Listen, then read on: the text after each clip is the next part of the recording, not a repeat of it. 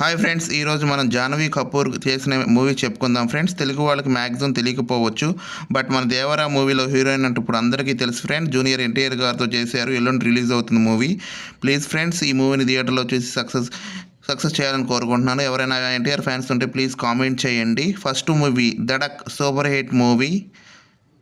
2 OTT release అయింది friends. Ghost stories, average movie.